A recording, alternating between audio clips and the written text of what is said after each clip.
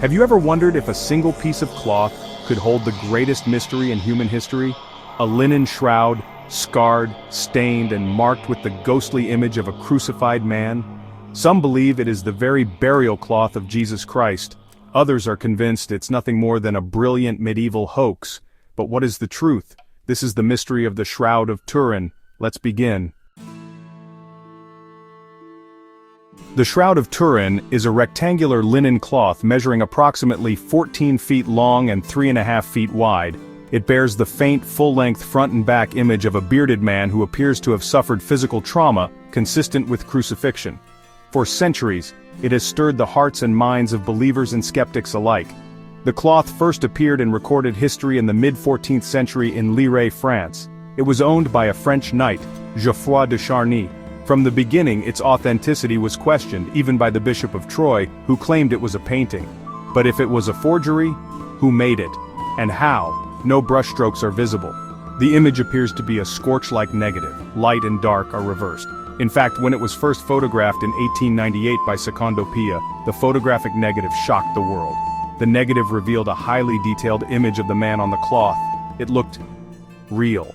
Suddenly, the question wasn't just what the shroud was, but how such an image could have been created centuries before photography even existed.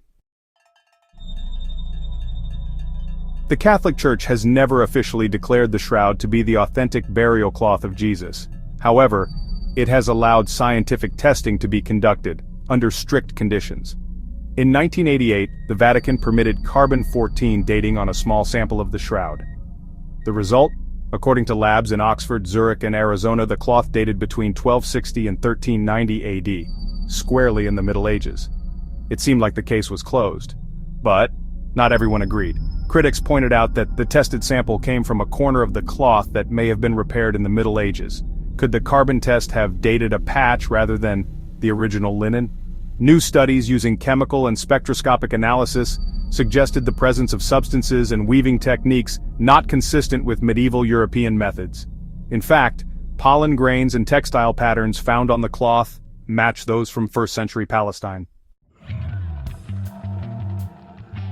And then, there's the anatomical accuracy of the image. The bloodstains on the shroud correspond to the wounds of a man who was whipped, crowned with thorns, pierced in the side, and nailed through the wrists, not the palms, as medieval artists commonly depicted. Modern forensic experts have studied the blood flow, the wounds, and the physical position of the body.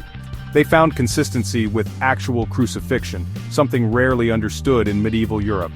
Could a forger in the 1400s have gotten all this right, without the anatomical and medical knowledge we now possess? And what about the image itself? Researchers have used modern three-dimensional imaging technology to scan the shroud. The results showed that the image contains three-dimensional information, a property not found in regular photographs or paintings. How was this possible? Some scientists suggest that the image was formed by a burst of intense energy, perhaps radiation. Others believe it's a result of chemical reactions between bodily fluids and the linen fibers.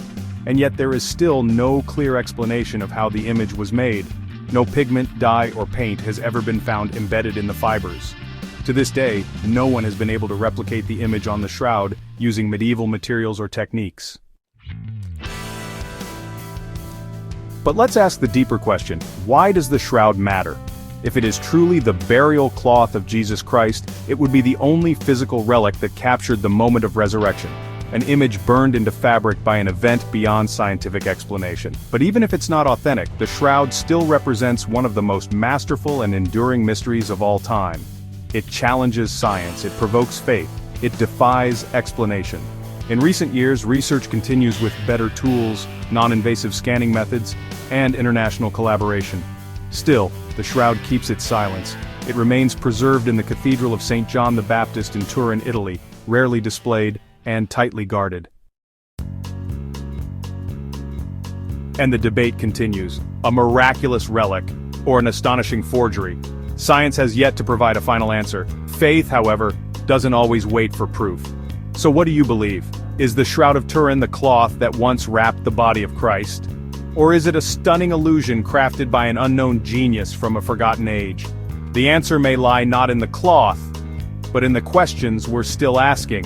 And that is what keeps the shroud a mystery.